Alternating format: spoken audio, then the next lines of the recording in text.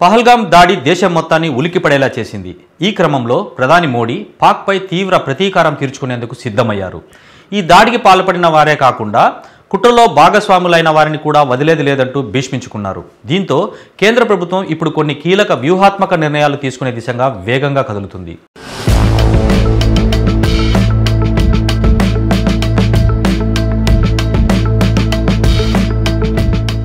దేశంలోని అన్ని రాష్ట్రాలకు యుద్ధ పరిస్థితులకు సిద్ధంగా ఉండాలని సూచించిన కేంద్రం దీనితో పాటు ప్రజలకు గగనతల దాడుల విషయంలో అవగాహన కల్పించేలా చర్యలు తీసుకుంటుంది. మే 7న మాక్ డ్రిల్ నిర్వహించాలని, ఇందులో విద్యార్థులు, స్వచ్ఛంద సేవకులు, సివిల్ డిఫెన్స్ సిబ్బంది పాల్గొనాలని ఆదేశించింది.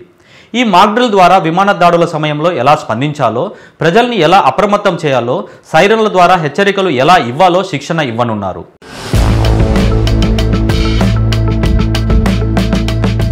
ప్రధాన పట్టణాల్లోని కీలక పారిశ్రామిక కేంద్రాలు, రహస్య వ్యవస్థలు భద్రంగా ఉండేలా చర్యలు తీసుకోవాలని కేంద్ర హోంశాఖ సూచించింది. ప్రజలను భద్రంగా తరలించే మార్గాలను కూడా ముందస్తుగా సిద్ధం చేయాలని సూచనలు ఇచ్చింది. ఇదే సమయంలో బంకర్లు, రక్షణ గుహలను శుభ్రంగా ఉంచాలన్న సూచనలు కూడా జారీ చేసింది. పాకిస్తాన్ ఇటీవల అణుబాంబు హెచ్చరికలతో భారత్ను మళ్లీ రెచ్చగొట్టే ప్రయత్నం చేస్తుంది. భారత్ మాత్రం ఒకవైపు రాష్ట్ర ప్రభుత్వాలను అప్రమత్తం చేస్తూనే మరోవైపు ఆర్థికంగా, నీటి వనరుల పరంగా పాకిస్తాన్పై ఒత్తిడి పెంచుతుంది. ఇప్పటికే సింధు ఒడిదుడుకులకు కళ్ళెం వేస్తూ బగాలిహర్, సలాల్ జలాశయాల నుంచి నీటి ప్రవాహాన్ని నిలిపివేయాలని నిర్ణయం తీసుకుంది. అంతేకాకుండా పాకిస్తాన్కు నిధులు ఆపివేయాలని ఆసియా అభివృద్ధి బ్యాంకుకు కూడా విజ్ఞప్తి చేసింది.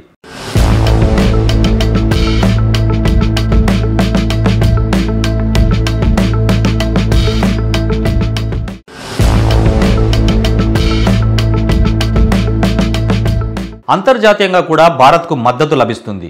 రష్యా అధ్యక్షుడు పుతిన్, జపాన్ నాయకులు ఉగ్రవాదంపై భారత్ చేపట్టిన పోరాటానికి మద్దతు ప్రకటించారు. అయితే చైనా మాత్రం పాకిస్తాన్కు అండగా నిలుస్తూ సంయమనం పాటించాలని పిలుపునిస్తుంది.